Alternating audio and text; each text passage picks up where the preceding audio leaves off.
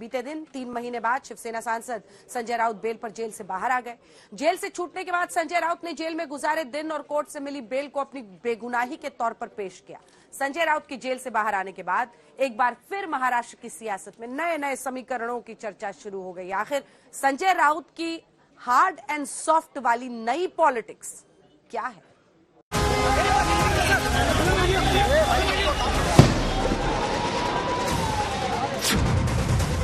रिहाई के बाद क्या क्या बोले संजय राउत? पूरे महाराष्ट्र में यही वातावरण माहौल है। सबको मालूम है मुझे क्यों अरेस्ट किया, उसके पीछे कौन था।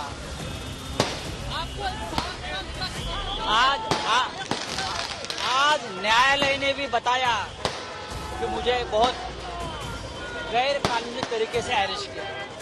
ये कानून का राज नहीं है।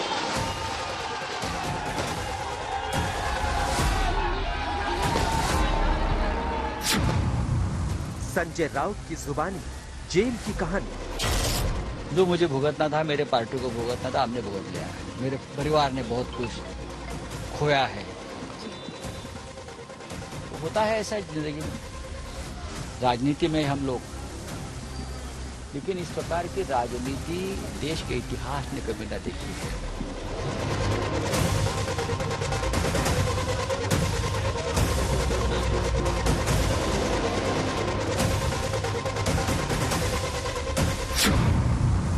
अंग्रेजों ने भी ऐसा जुल्म नहीं ढाया था। हमारा देश 150 साल गुलामी में था। उस काल में भी इस प्रकार की पॉलिटिकल विलीटा की राजनीति हमने देखी नहीं। दुश्मनों के साथ भी अच्छा व्यवहार किया जाता है पॉलिटिकल में, लेकिन फिर भी मैं एक्सेप्ट करता हूँ।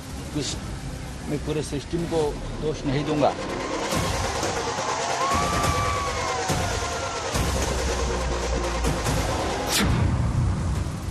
राउत की जेल डायरी में दर्द वाला पन्ना।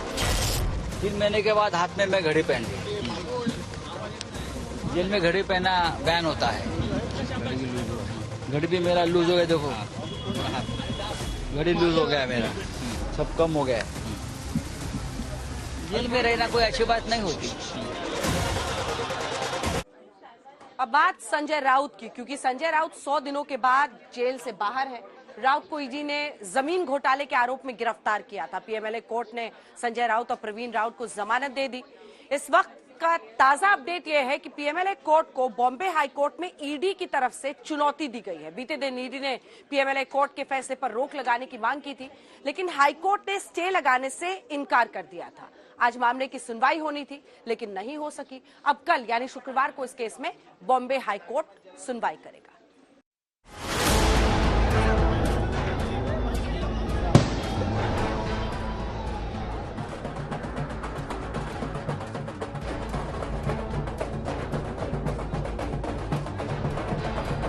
संजय राउत की इन तस्वीरों के महाराष्ट्र की सियासत में बड़े मायने हैं। राउत को कोर्ट से बेल मिल गई और कोर्ट ने जमानत देते हुए जो कहा, उसने विपक्ष के आरोपों को बल देते हुए केंद्रीय जांच एजेंसियों की वर्किंग स्टाइल को कटघरे में खड़ा कर दिया।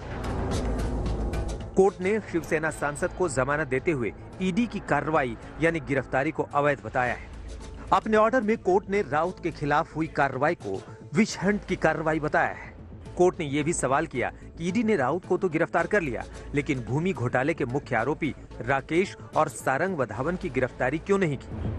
ठीक है, कल के ऑर्डर से इस देश की न्याय व्यवस्था के ऊपर का विश्वास लोगों का जो है, न्याय मंदिर जिसे हम कहते हैं, सब बढ़ गया है। 2-4 दिन में राज्य के उप मुख्यमंत्री देवेंद्र फडणवीस जी को भी मिल रहा हूँ। अनुभवी नेता है और बहुत से महत्वपूर्ण निर्णय मैं उनके मुंह से सुन रहा हूँ। और जो मेरा काम है सरकारी, वो उनके डिपार्टमेंट में। मुख्यमंत्री किसी पार्टी का नहीं होता, वो राज्य का होता है। प्रधानमंत्री देश का होता है, किसी एक पार्टी का नहीं होता। मैं दिल्ली में जाकर प्रधानमंत्री से मिलूंगा और अमित शाह साहब से मिलूंगा, गृह मंत्री है देश के, और उनको भी बताऊंगा क्या हो गया मेरे साथ। बड़ी बात यह है कि संजय राउत की गिरफ्तारी उस वक्त हुई थी जब शिंदे की बगावत से शिवसेना में बड़ी फूट के बाद उद्धव ठाकरे की सरकार गिर चुकी थी। ये संजय राउत ही थे जो लगातार एकनाथ शिंदे पर प्रचंड प्रहार कर रहे थे। और उद्धव ठाकरे के साथ कंधे से कंधा मिलाकर खड़े थे। जमानत मिली तो उसके बाद राउत और उद्धव ठाकरे ने एक साथ प्रेस वार्ता की। संजय शिवसेनेचा नेता आहे, शिवसेनेचा खासदार आहे, सामनाचा कार्यकारी संपादक आहे आणि त्याच बरोबरीने तो माझा जिवलग मित्र सुद्धा आहे। आणि मित्र तोच असतो की जो संकटाच्या काळामध्ये न डगमगता लढत असतो। तसा हा लढणारा मित्र